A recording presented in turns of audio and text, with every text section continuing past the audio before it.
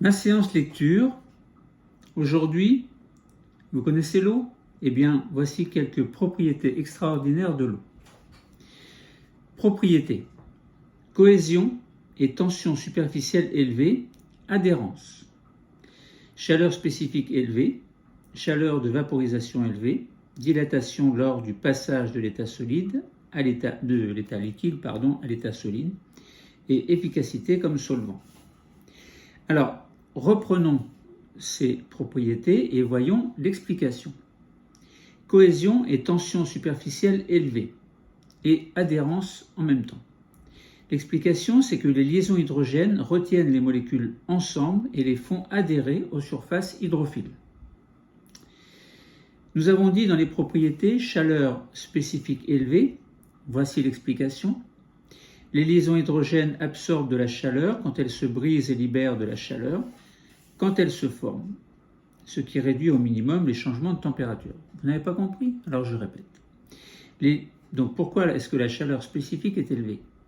Eh bien, les liaisons hydrogènes absorbent de la chaleur quand elles se brisent et libèrent de la chaleur quand elles se forment, ce qui réduit au minimum les changements de température. Nous avons dit, autre propriété, qu'il y avait une chaleur de vaporisation élevée. Voici l'explication. Les liaisons hydrogènes doivent se briser pour que l'eau se vaporise. Nous avons dit également dans les propriétés qu'il y avait dilatation lors du passage de l'état liquide à l'état solide. Voici l'explication. Les molécules d'eau dans un cristal de glace sont relativement espacées à cause des liaisons hydrogènes. Nous avons dit dans les propriétés également l'efficacité comme solvant. Voici l'explication. Les extrémités chargées des molécules d'eau subissent l'attraction des ions et des composés polaires. Maintenant, donnons un exemple de chaque propriété, une fois que nous avons vu l'explication. Donc, exemple d'un avantage pour les êtres vivants.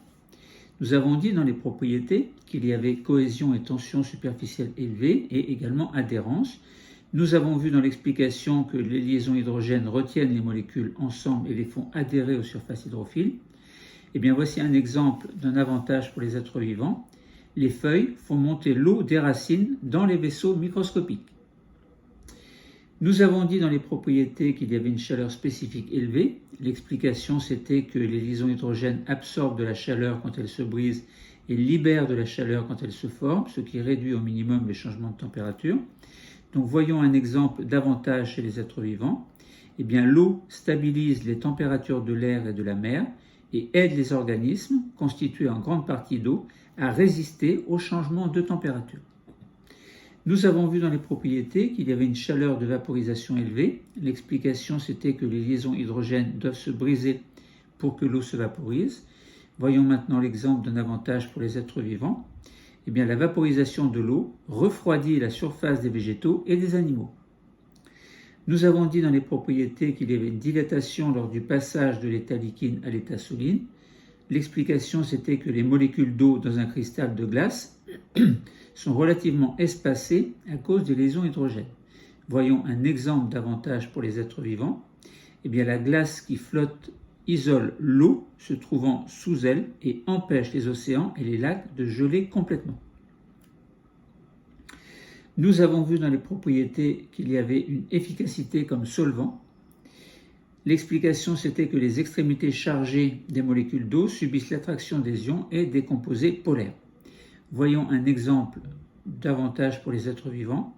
Les solutions aqueuses contenues dans les êtres vivants se composent de diverses substances dissoutes. Voilà, fin de ma lecture.